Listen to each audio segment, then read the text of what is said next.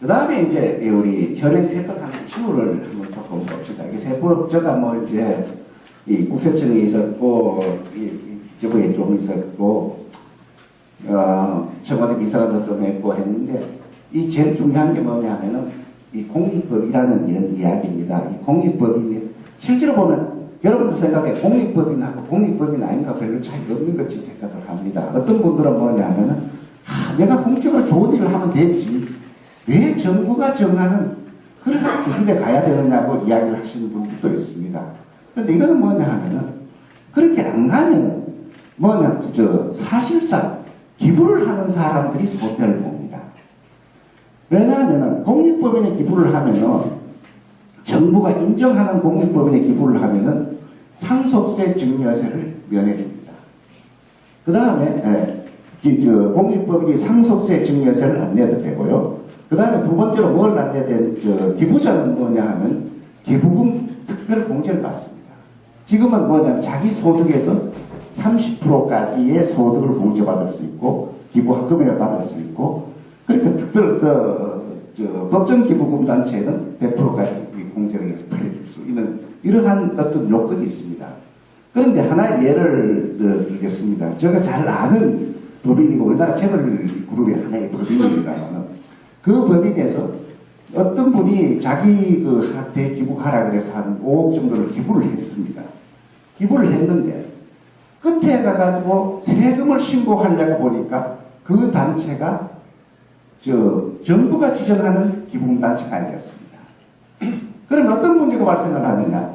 당장 문제가 발생하는 게 뭐냐면 자기가 돈을 줬는 것 자체가 그 단체의 증여가 되어버립니다. 그 단체의 증여세가 가세가 됩니다. 그 다음에 증여세가 가세되고 자기는 뭐냐면 돈을 줬는 것에 대해서는 비용으로 인정을 받아야 되는데 비용 인정이 안 됩니다.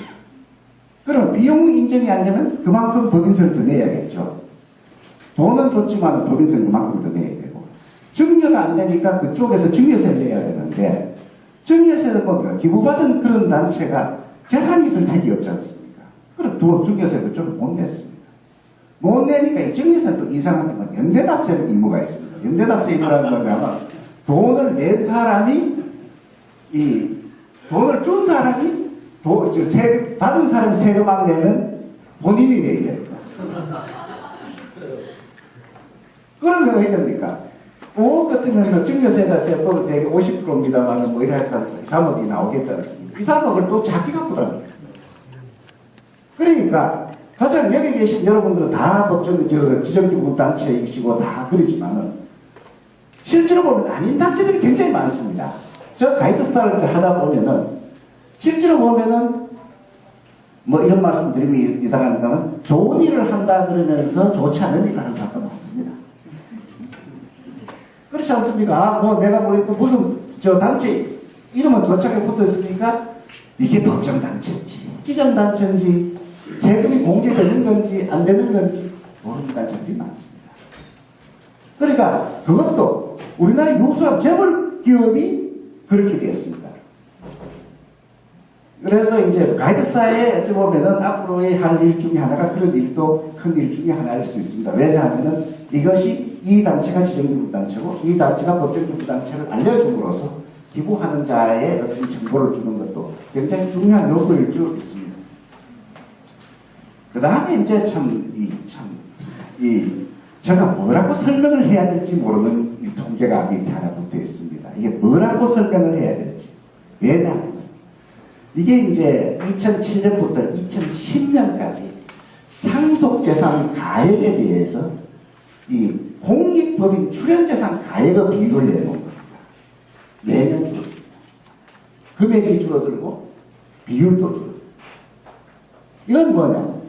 우리나라에서 상속세를 낸다면 재산이 있는 사람입니다. 재산이 있는 사람이 이 공익재단에다 공익법인에 대해서 출연을 자꾸 감소하고 있다. 이 표가 상당히 어찌보면 우리가 한번 왜 그럴 거냐. 그분들이 필랜스로피라는 어떤 정신이 없어서 그런가. 안 그러면 우리 내에서의 제도적 어떤 모순이 있어서 그런 거지. 이거는 사실상 연구하고 검토해야 되는 사람. 왜? 사실상 사람이 재산이 있는 사람이 돌아가실 때 그 사람의 돈은 어떻게 해서 가져가는 게 아니잖아요. 그죠? 그러면 자기 자식들한테 준다. 그럼 자기 자식들한테 솔직히 깨놓고 이야기합시다. 자기 자식들한테 많이 좀 봅시오. 저끼리 싸웁니다. 저끼리 내가 봐서 아직까지 돈이 많은 사람의 자식들끼리 안 싸운 자식들을 못 봤어. 그것도 원수가 돼서 싸워요. 원수도 그런 원수 없이 싸웁니다. 아마 하늘나라에 올라가가지고 가만히 앉았다 보면 참 가짜기 짝이 없을 거예요. 내 자식이 원수가 돼가지고 지금 우리가 서로가 싸우고 있다는 가만히 생각해보세요. 그러면 그것이 가장 좋은 게 뭡니까? 여러분들의 있는 단체에 기부해버리는 겁니다. 싸울 게 없잖아요. 또 자식한테 뭘 줍니까? 하나의 새로운 희망을 주고 새로운 어떤 뿌듯함을 주고 이런 걸 주면서 그거는 뭡니까? 돈보다 더 큰 하나의 자식한테 하나의 축하를 보여줍니다. 그런데 왜 이렇게 되는 건지가 실제로 보면 상당히 이문이 있고 상당히 무언가가 저는 보기에는 어떤 제도의 문제가 있지 않느냐는 생각도 많이 합니다. 이것이 이제 우리가 하나의 지금까지의 어떤 현 주소였습니다.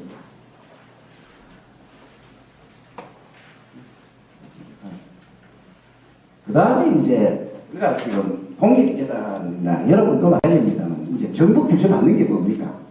제일 크게 규제받는 것 중에 하나가 이 주식의 문제가 있습니다. 주식은 뭐냐 하면은 우리가 일반법인 5%, 성실공인 10%, 독립법인에 대한 주식은 그거 이상을 못 갖게 되어 있습니다.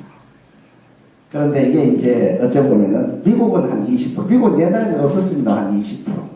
그 다음에 일본은 50% 이렇게 되어 있습니다. 그런데 이제 사실 여기에 대해서 우리가 한번 생각을 해봐야 할 게 있습니다. 왜냐하면 여기 있는 우리들은 이런 섹터, 우리 섹터에 많은 자금이 들어와야 됩니다. 그 자금이 무엇이든 간에 우선 들어오고 나서 그것을 생각해야지.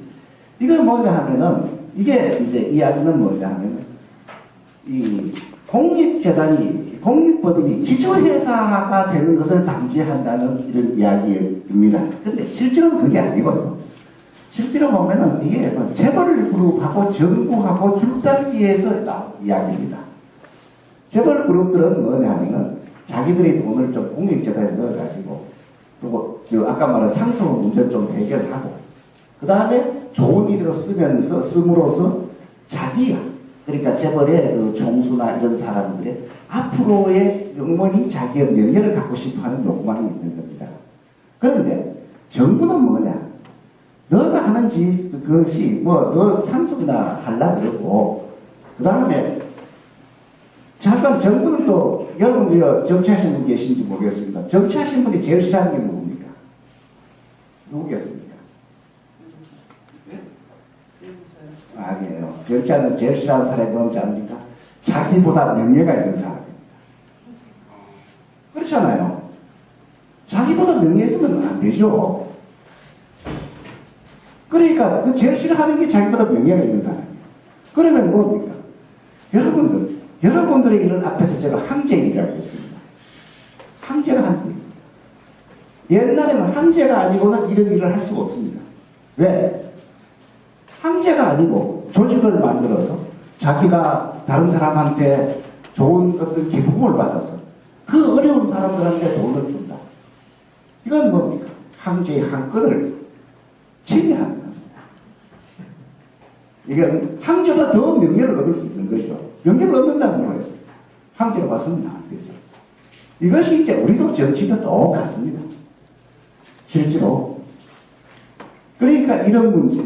그것이 어쩌면 줄다리기를 해서 5%, 10% 이런 이야기가 나옵니다. 또한 그 밑에는 이사 문제도 똑같습니다. 이사 문제는 뭐냐면 1971년도에 굉장히 여기에 중요한 일이 있었습니다. 뭐냐면 그때에 한번 신문 보면 그게 나올 겁니다. 이병철 회장님이 뭘 했느냐 하면은 자기 전 재산을 공익재단에 기부한다고 발표를 했습니다. 그리고 한 달 후에 유일남 회장님이 돌아가셨습니다. 그러면서 뭐냐면 유일남 회장님은 돌아가시면서 뭐냐면 자기의 재산 중에 한 푼도 자기 자식들한테 남기지 않고 돌아가셨습니다. 이래서 뭐가 됐냐면 상속세를 자관 과세하려고 기다리고 있던 것이 상속들하고 못 받게 되버렸습니다. 그러니까 앞으로 공익법인이 생겨서는 안 되겠다는 생각이 머릿속에 정부가 오게 된 겁니다. 그래서 만든 것이 뭐냐면 이사의 제한입니다. 이 역사는 그렇습니다. 이사의 제한이 그때는 뭐냐 하면은 특수관계에 있는 이사가 설립적으로 특수관계에 있는 사람은 한 명도 이사가 될 수 없는 말이었습니다. 그러니까 자기도 이사가 될 수 없고 자기 자식이나 누구도 한 명도 이사가 될 수 없고 그렇게 만든 겁니다. 그게 지금까지 내려오고 있습니다. 그게 지금까지 내려오고 어떨 때는 3분의 1로 갔다가 어떤 때는 5분으로 줄었다가 또 매번 그럽니다. 또 요즘 어떨 때는 또 뭐 있느냐 하면 이 공익재단이 무지하게 많지 않습니까? 그 중에도 여러분들 같이 잘하고 계시는 분도 계시지만 또한 참 문제 있는 데도 있습니다. 이게 그렇잖아요. 한 2만 개쯤 있는데 잘하고 있는데 문제 있는 데서 문제가 하나씩 터지면은 뭡니까?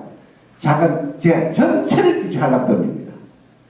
그래서 나온 게 뭡니까? 이 복지재단 사립학교 법인 이 공익법 복지재단 같은 특별이사 이사 정수에서 개방이사 선임해라 이런 이야기가 나오는 겁니다. 실제로 보면은 이건 완전히 어떻게 보면은 정부가 규제를 하려면 감사로 규제를 해야지 이사를 규제를 하는 건 아닙니다. 이사는 뭡니까? 그 재단의 적으니까 감사로 규제를 해야 됩니다. 그래서 이런 것들이 지금 문제가 있고요. 그러니까 어떤 문제가 있냐면 사실 이사들 중에서 굉장히 잘하시는 분도 계시지만 어떤 분들은 어떤 데 이런 말을 하면 어떨지 모르겠습니다만 어떤 분들은 공익법은 한 8개 이사하는 분들도 계십니다. 실제로 저희가 보니까 하나도 잘하기가 쉽지 않는 굉장히 참 어려운 일들입니다. 이게 펀딩도 해야죠. 어찌 보면은 이 이사들의 미국에서 보면 이사들이 가장 큰 요소 해야 될 일 중에 하나가 펀딩이라고 합니다. 실제로 같이 펀딩을 해야 되는 겁니다. 그런데 이사 자체가 펀딩을 안 하는 이런 일들도 있었습니다.